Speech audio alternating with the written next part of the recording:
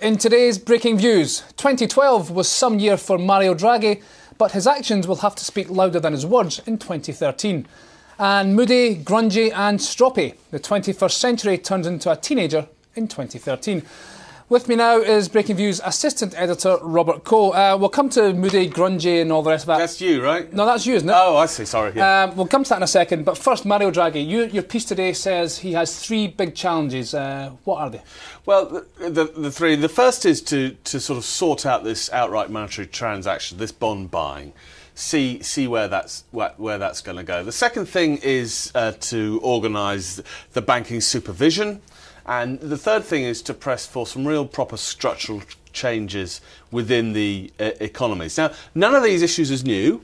This is not the point of this piece. This point of this piece is to concentrate them and actually simplify, if you like, his sort of entree into these three areas. So there are those who think that the European problems are so multifaceted and multi-dimensional that it's too complicated to get your head around. Actually, not trying to say for a moment that any of these problems is easily solved, but actually the pathway is relatively straightforward, although perhaps very, very steep. The way it's set up and the way Mr. Draghi set up this OMT, and he will have much less of a prominent role next year. Not for the first time he's put the ball in the court of the politicians, but very much so. Absolutely, and I think it's that first one, these bond buying, that I think is a really crucial one for Mario, and that's the one that he really has some leverage over. And I think one of the things that's going to happen next year is people are actually going to wake up to the fact that while the policy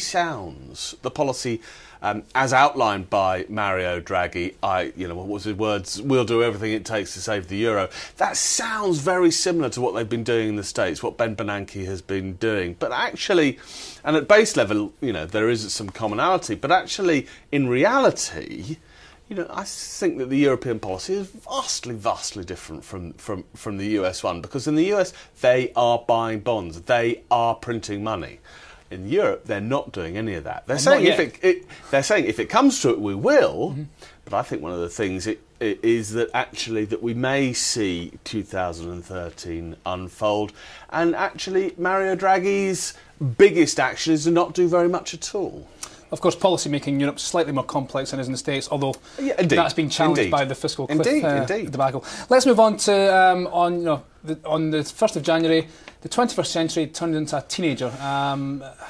That's not good news, is it? Well, this is us trying to convince the world that we have a sense of humour, this more than anything else. But I think there are a couple of parallels between my own daughter, who became a teenager quite recently, and what might happen in the year ahead. Clearly, teenagers are discovering things, discovering stimuli of various different types, and clearly, monetary stimulus is something that we'll be seeing. But it strikes me that the year will be quite difficult to read, not only in advance, but also as we go through, and things will be topsy and turvy. So, a teenager, for example, I know from my own experience, is at 1 minute sort of losing its temper with you and being sullen at the same time, and the next minute asking for a bunch of money because they want to go out and have a party. So, and that perhaps is one of the core sort of observations that perhaps, I hope, makes this piece work. And if we can keep this analogy of the teenager, of course, it's not just going to be 2013, but the next, I can't do the maths in my head. Well, 6 7 years, and I think that's a very valid point, really. That anyone who expects, all the problems of the world and of the eurozone and all the rest of it to be wiped away in the next 12 months isn't going anywhere, or is fooling themselves. And yes, it will take 6 or 7 years for this problem to get to maturity and put it behind. And I guess the other cautionary thing to say is that while we have great hopes that the teenager will grow up, last century the parents of 1913 were sorely disappointed. So let's hope history doesn't repeat itself in those terms. But as one poet and sage once said, the children are our future. Well, they are.